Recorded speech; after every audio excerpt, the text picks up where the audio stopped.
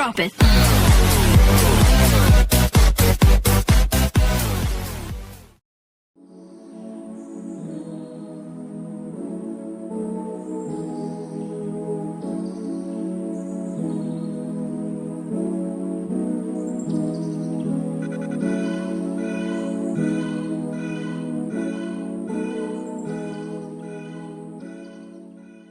Bismillahirrahmanirrahim.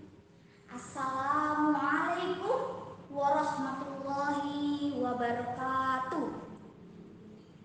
Selamat pagi anak-anakku. Salam sejahtera untuk kita semua.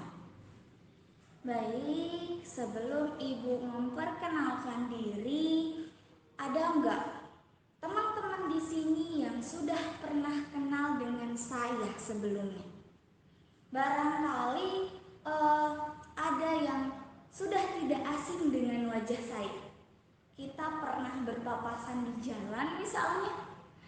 Oke, perkenalkan, nama Ibu Novia Ayu Widyasari. Kalian bisa panggil saya dengan Ibu Via supaya lebih akrab.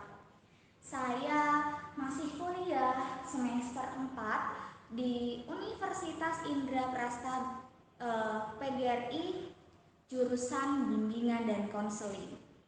Oh ya, universitas yang sedang ibu tempuh pendidikannya ini memang terkenal dengan singkatan namanya. Jadi kalau kepanjangannya kurang dikenal.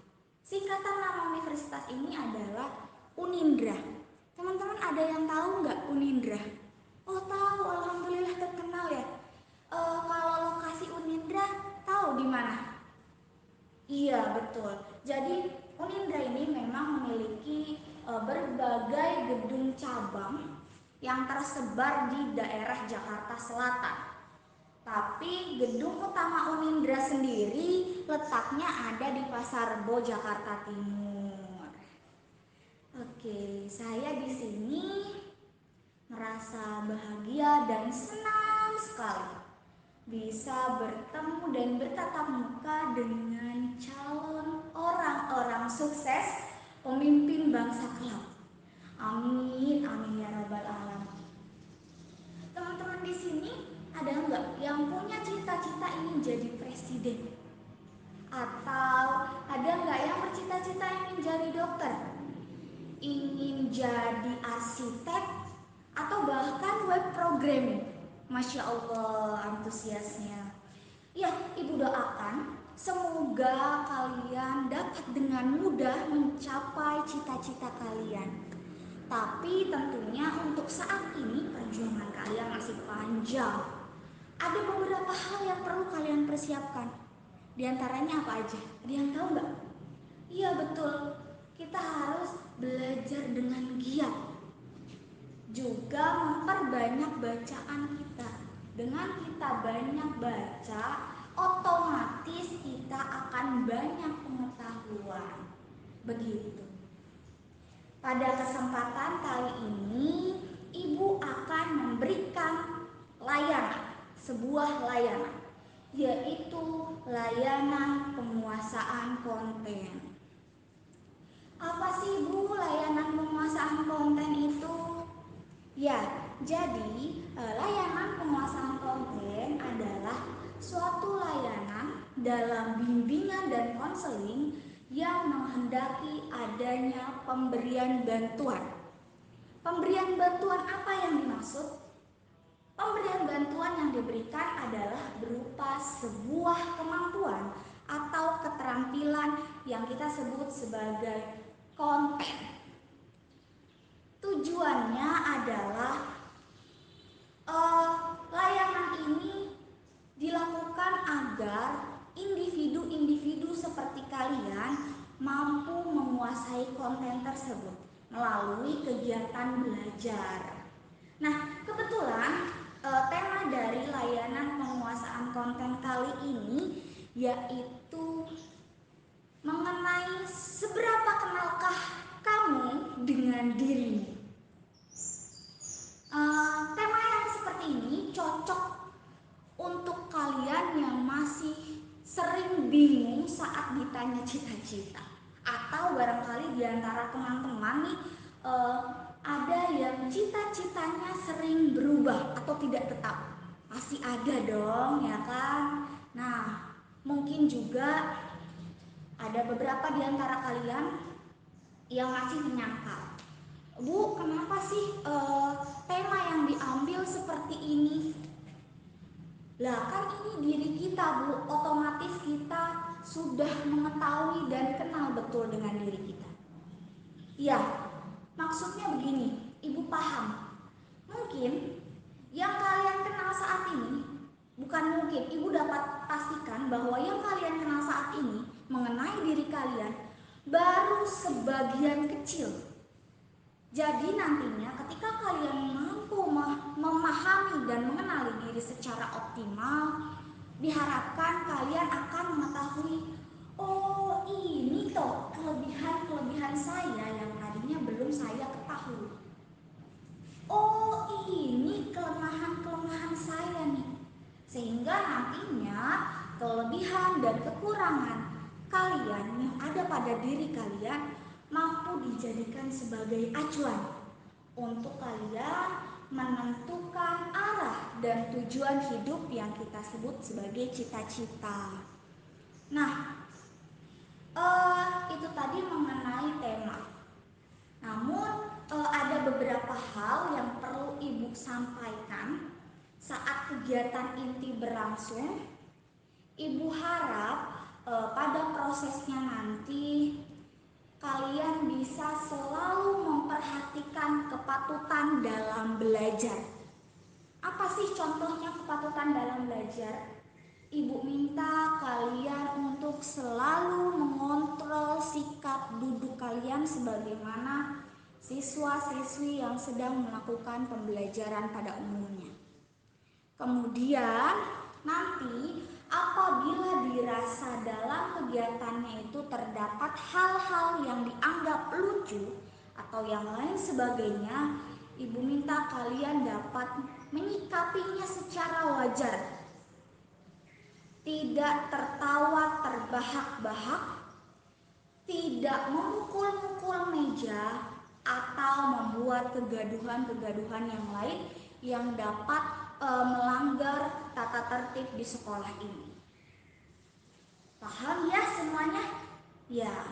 Kemudian nanti jika ada yang ingin dipertanyakan khususnya terkait dengan materi yang akan kita bahas, atau barangkali ada temannya yang ingin menanggapi pertanyaan seorang teman yang lain, Ibu perkenankan kalian untuk mengangkat tangan terlebih dahulu. Nah, kegiatan ini juga dilakukan secara bergantian atau tidak saling berebut.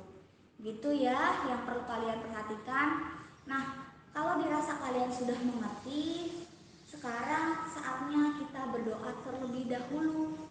Kita sama-sama memanjatkan doa agar kegiatan ini dapat berjalan dengan lancar.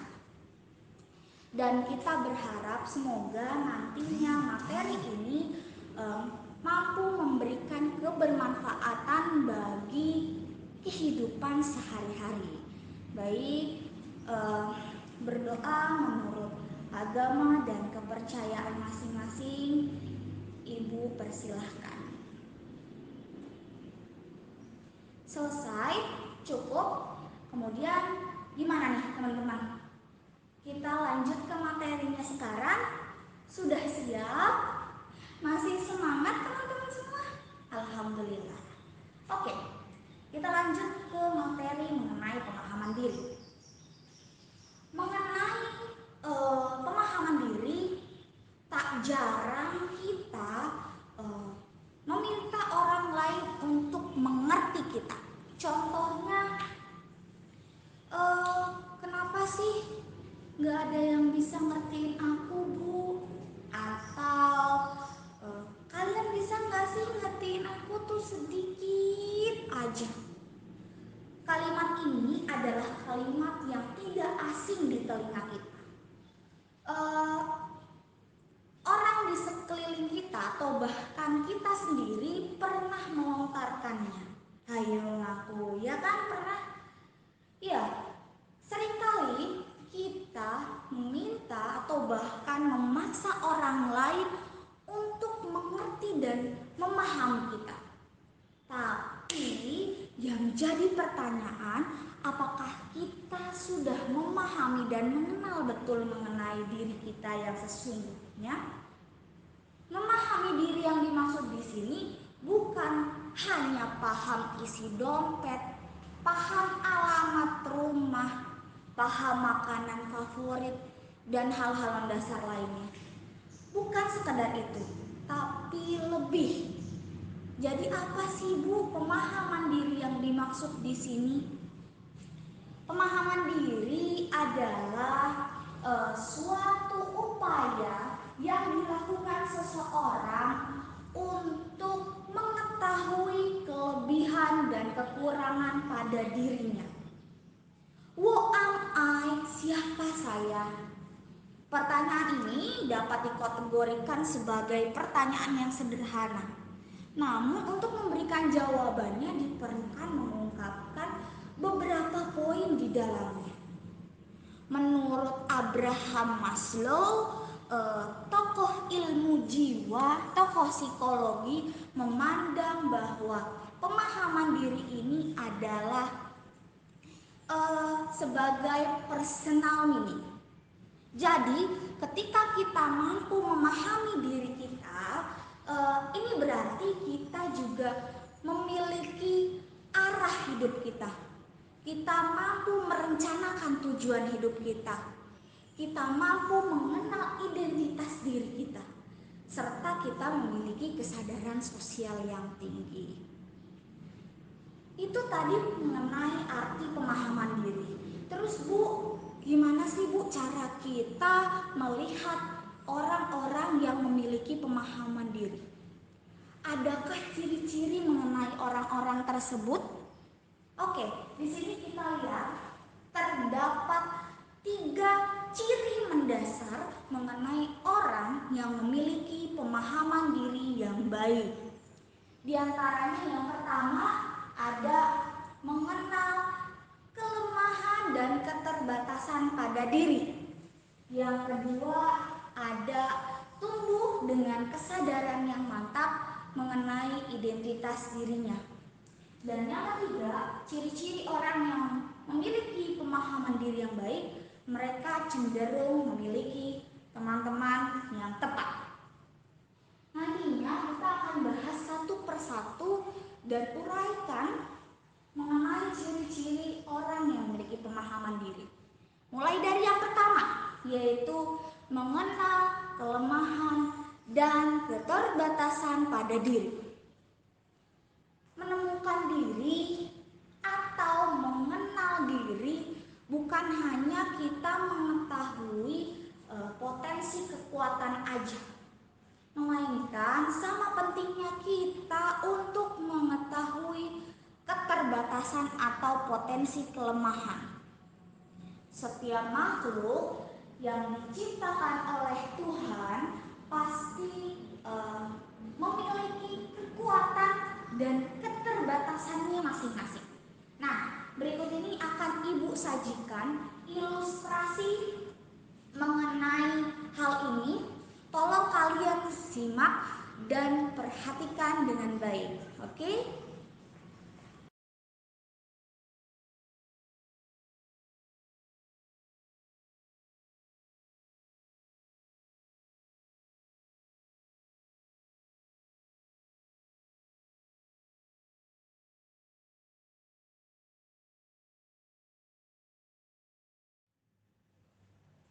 Baik, setelah tadi sudah kita simak dan perhatikan bersama-sama mengenai ilustrasinya. Teman-teman di sini adakah yang berani mengemukakan pendapatnya mengenai makna yang tersirat di dalam ilustrasi tadi? Angkat tangannya terlebih dahulu. Oke, baik. Jawaban kalian sangat bagus dan tentunya sangat beragam. Jadi Ibu akan coba simpulkan dan lengkapi jawaban-jawaban kalian. Seperti yang tadi telah Ibu katakan bahwa setiap makhluk yang diciptakan oleh Tuhan pasti memiliki keterbatasan dan kekuatan.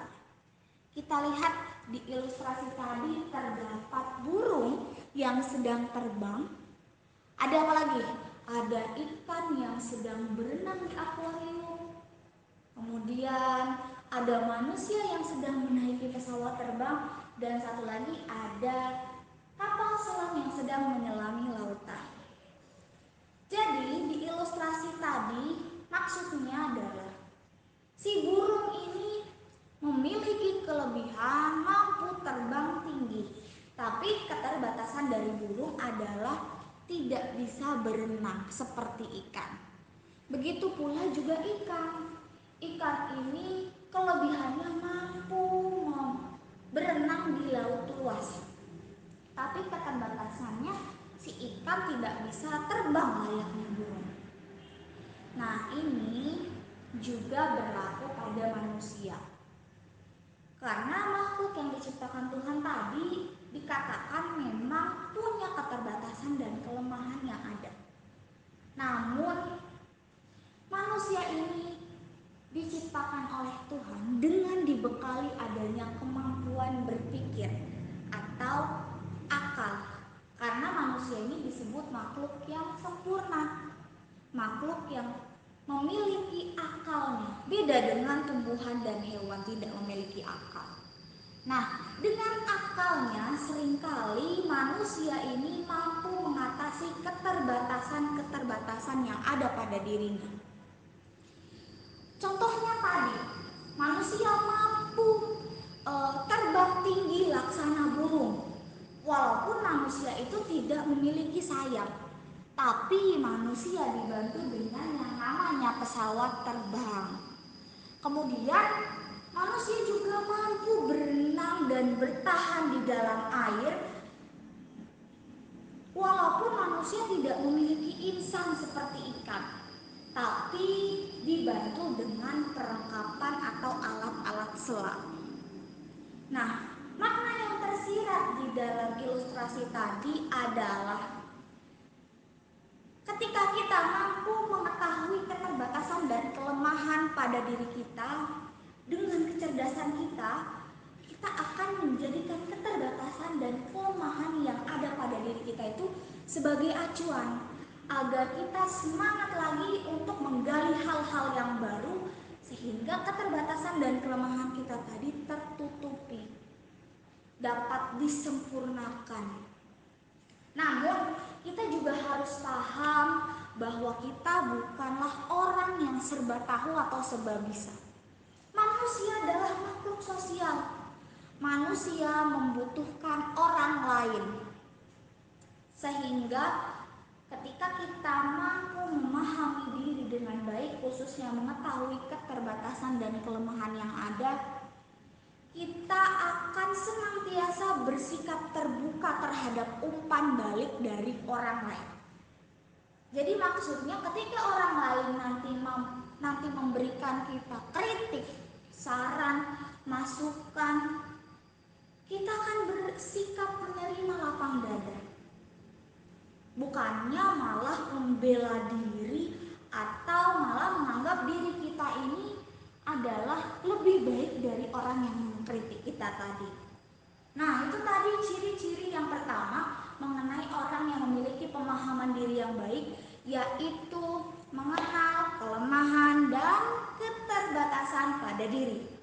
Ciri-ciri kedua mengenai orang tersebut yaitu tumbuh dengan kesadaran yang mantap mengenai identitas dirinya. Identitas yang dimaksud di sini mencakup 3 hal. Di antaranya ada yang pertama, siapakah aku? Yang kedua ada untuk apakah aku hidup? Dan yang terakhir, menjadi apakah aku nanti. Pada poin pertama, mengenai siapakah aku, mungkin ketika kita dilontarkan pertanyaan yang seperti ini, pastinya jawaban kita sangat beragam.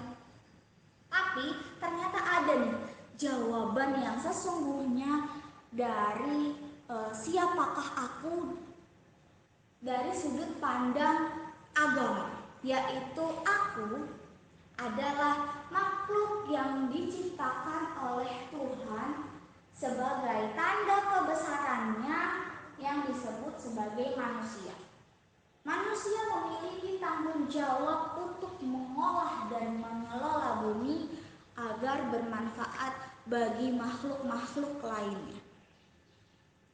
Kemudian, dari sudut pandang psikologi, memandang aku sebagai manusia yang memiliki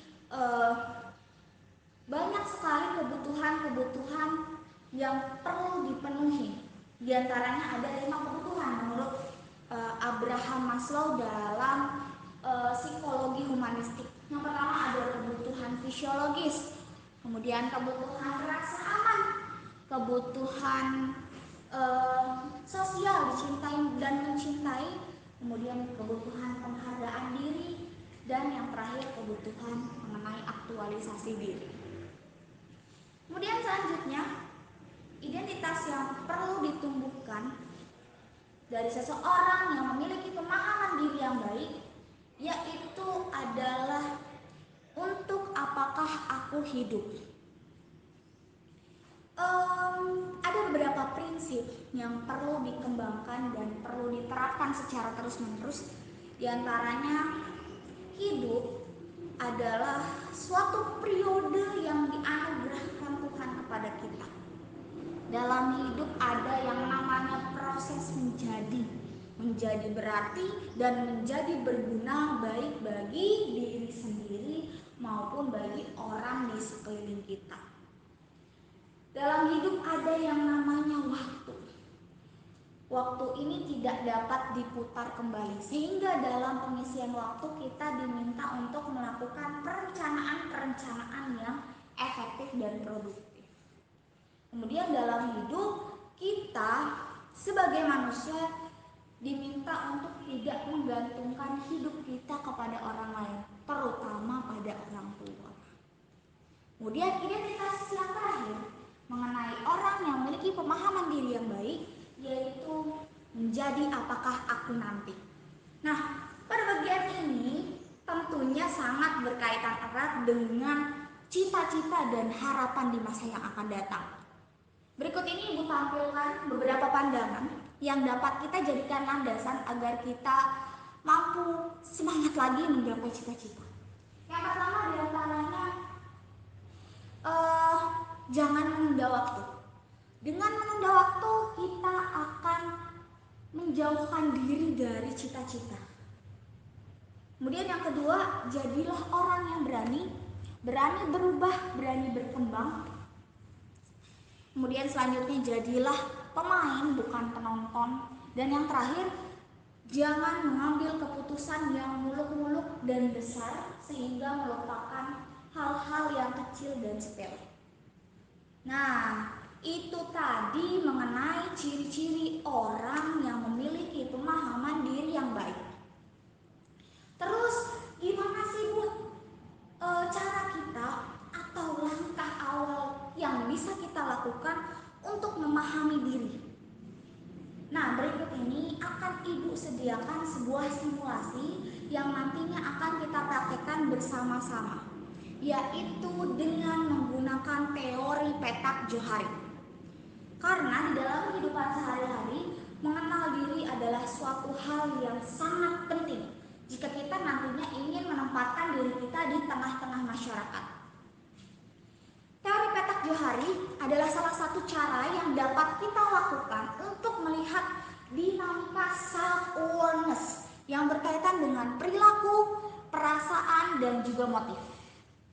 Tapi sebelum kita mempraktekkan teori ini, Ibu akan coba berikan penjelasan mengenai definisi, sejarah, dan juga teknis dalam teori petak Johari. Di antaranya yang pertama, sejarah teori petak Johari. Jadi, teori petak Johari ini asal nama teorinya diambil dari singkatan nama pencetus teori ini, yaitu Joseph Lowe dan Harry Ingham, yang kita bisa singkat sebagai Johari. Teori ini ditemukan pada sekitar tahun 1955. Teori ini dikembangkan sebagai perwujudan bagaimana seseorang berhubungan dengan orang yang lain.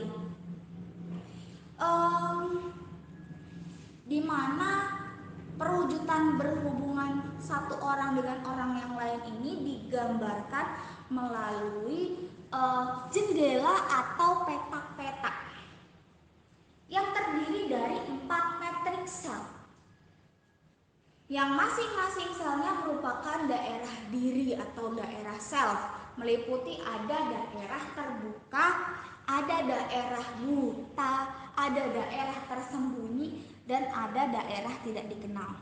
Setelah ini, Ibu akan berikan gambar dari keempat matriks pada teori petak Johari berikut dengan penjelasan dan contoh dalam kehidupan sehari-hari. Semoga kalian dapat mudah mengerti dan memahami penjelasannya. Jadi tolong disimak dan diperhatikan dengan baik. Petak yang pertama yaitu open area. Aku tahu, orang lain tahu. Pada daerah ini, informasi tentang diri kita tentunya diketahui oleh diri kita, juga diketahui oleh orang lain. Informasi yang ada di daerah ini biasanya sifatnya ringan, seperti informasi mengenai nama, jabatan, pangkat, status perkawinan, dan yang lain sebagainya. Semakin besar open area, maka akan semakin produktif dan menguntungkan hubungan interpersonal kita. Selanjutnya, petak yang kedua, blind spot atau blind area. Aku tidak tahu, orang lain tahu. Daerah ini adalah daerah di mana orang lain sadar akan sesuatu yang ada pada diri kita, tapi diri kita malah tidak mengetahuinya. Contohnya, orang lain mengetahui bahwa kita ini memiliki kekurangan sering gugup dalam menghadapi berbagai hal. Nah, orang lain juga tahu nih, solusi apa yang cocok untuk kita. Contohnya bagaimana cara mengurangi grogi, bagaimana cara menghadapi dosen A, dan lain-lain. Sehingga, dengan mendapatkan masukan dari orang lain, blind area atau blind spot ini akan berkurang. Makin kita memahami kekuatan dan kelemahan diri kita yang diketahui oleh orang lain, maka akan semakin bagus dalam bekerja tim. Petak selanjutnya, vacant or hidden area. Aku tahu, orang tidak tahu. Daerah ini adalah daerah yang mencakup informasi-informasi private atau privasi kita mengenai informasi berupa keuangan, masalah keluarga, kesehatan, dan yang lain sebagainya. Namun, dengan kita tidak berbagi mengenai hidden area, biasanya ini akan menjadi penghambat dalam berhubungan. Hal ini tentunya akan membuat orang lain miskomunikasi tentang kita, yang kalau dalam hubungan kerja akan mengurangi tingkat kepercayaan orang. Yang terakhir, ada unknown area. Orang lain tidak tahu, aku juga tidak tahu. Daerah ini memang daerah yang tidak dikenal, makanya disebut unknown. Kita mungkin akan mengetahui aspek dan diri kita yang tidak dikenal ini melalui kondisi-kondisi tertentu, misalnya melalui hipnotis. Walaupun sulit untuk mengetahuinya, kita harus tetap menyadari bahwa aspek ini memang ada di dalam diri kita. Oke, tadi sudah diberikan penjelasan yang rinci, detail, dan juga lengkap mengenai teori petak Johari, sehingga dapat kita ketahui dan simpulkan ternyata di dalam diri kita ini terdapat 4 petak daerah diri. Di antaranya yang pertama ada daerah terbuka. Daerah terbuka yaitu memuat hal-hal yang kita ketahui juga diketahui oleh orang lain. Kemudian daerah buta. Daerah buta ini adalah daerah yang memuat hal-hal yang orang lain ketahui namun diri kita malah belum mengetahuinya. Selanjutnya ada daerah tersembunyi. Daerah tersembunyi ini adalah daerah yang memuat hal-hal yang kita ketahui namun orang lain belum mengetahuinya. Dan yang terakhir, ada daerah yang tidak dikenal. Daerah ini memang belum diketahui baik diri kita maupun dari orang lain. Nah, sekarang saatnya kita mempraktekkan teori petak Johari ini. Pertama-tama Ibu akan membagikan kelas ini menjadi 6 kelompok. Karena jumlah siswa di kelas ini adalah 30 siswa, maka masing-masing kelompoknya itu terdiri dari 5 anggota. Oke, sebelumnya teman-teman hafalkan masing-masing nomor absennya. Oke, baik. Jadi kalau begitu saya akan membagi kelompoknya berdasarkan absen saja supaya lebih simpel. Tolong diperhatikan dan disimak ya teman-teman supaya tidak ada yang kebingungan saat dibagi kelompok ini. Baik, absen 1 sampai dengan 5 berada di kelompok 1. Absen 6 sampai dengan 10 masuk di kelompok 2. Kemudian absen 11 sampai dengan 15 masuk di kelompok 3. 16 sampai dengan 20 masuk di kelompok 4. Kemudian absen 21 sampai dengan 25 masuk di kelompok 5. Dan kelompok terakhir, kelompok 6 berisi siswa-siswi dengan nomor absen 26 sampai dengan 30. Ada pertanyaan mengenai pembagian kelompoknya? Baik, kalau begitu saya berikan waktu kalian 2 menit untuk berkumpul bersama kelompoknya dan membentuk lingkaran bersama anggota kelompok. Dimulai dari sekarang. Oke, setelah itu saya akan membagi kertas ini pada masing-masing siswa. Jadi masing-masing siswa akan memegang kertas ini. Kertas ini adalah lembar kerja siswa, yang mana lembar kerja siswa itu berisi 2 lembar dengan 4 halaman. Pastikan di lembar kerja yang kalian sudah pegang itu di lembar pertamanya terdapat tabel yang berisi 2 kolom. Pastikan tulisan di tabelnya jelas dan tidak cacat. Kemudian di lembar berikutnya terdapat gambar 4 bentuk kotak atau yang kita sebut petak johar.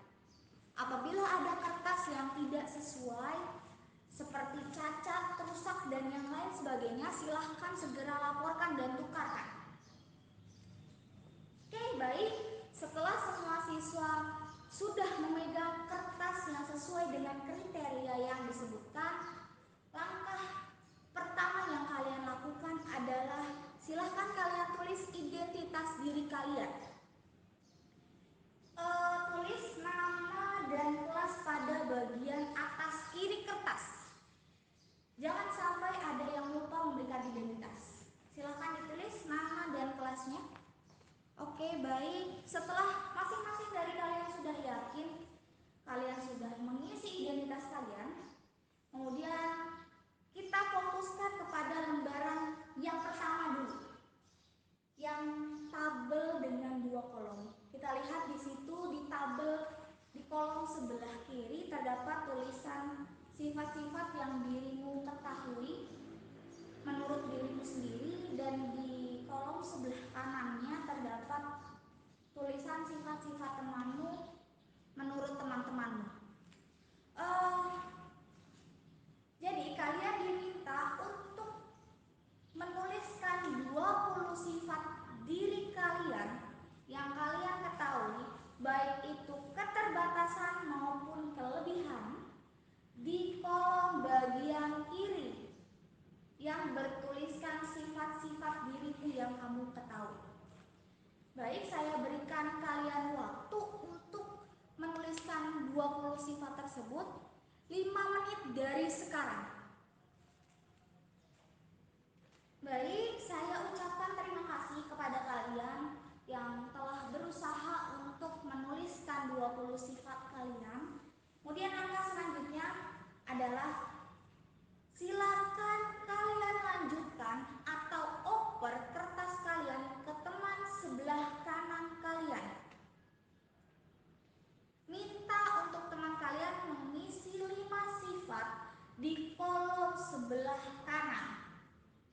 Jadi contohnya seperti ini. Nirma memberikan kertas miliknya kepada atau mengoper kertas miliknya kepada Dea.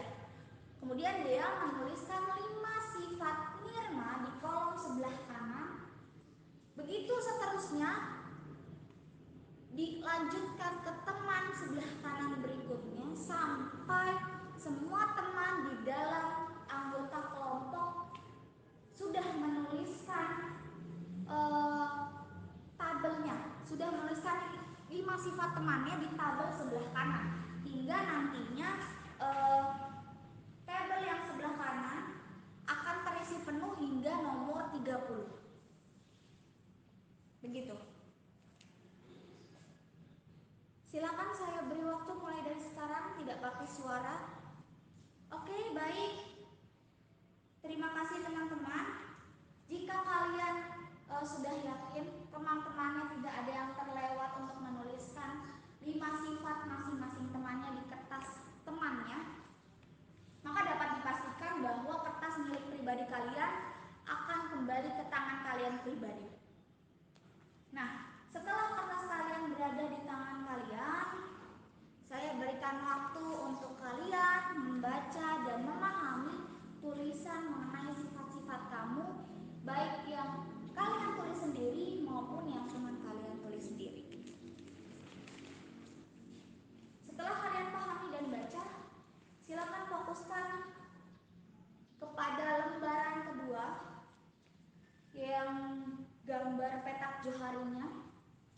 Tugas kalian berikutnya adalah kalian diminta untuk mengklasifikasikan sifat-sifat yang ditulis tadi, baik ditulis kalian sendiri maupun ditulis oleh orang lain, dengan ketentuan sebagai berikut.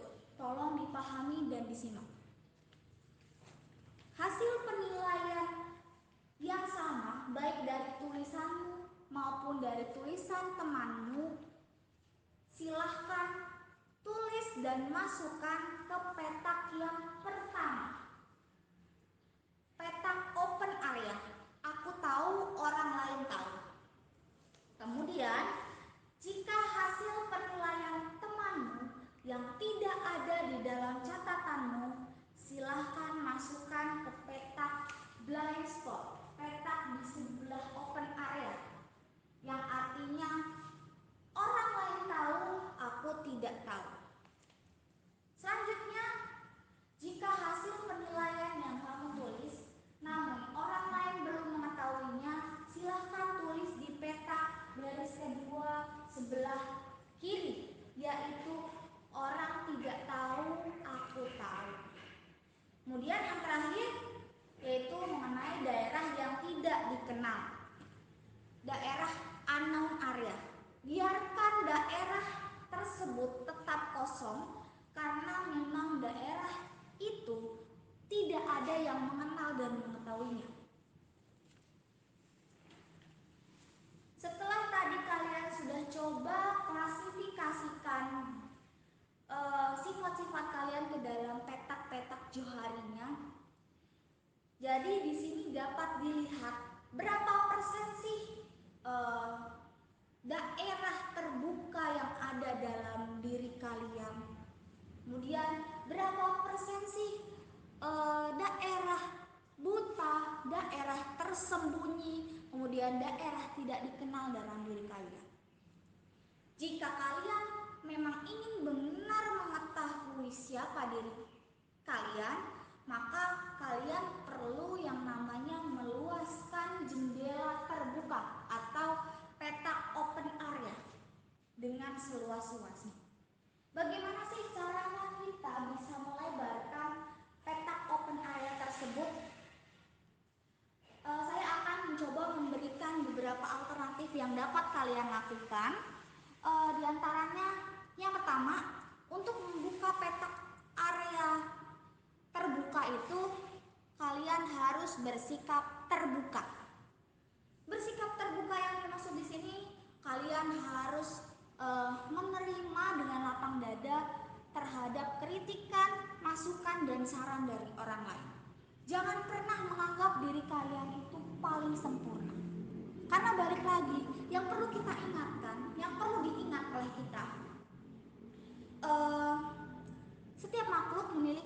keterbatasan dan kelebihannya. Nantinya ketika kita mampu bersikap terbuka dengan orang lain, maka orang lain juga akan terbuka dengan kita.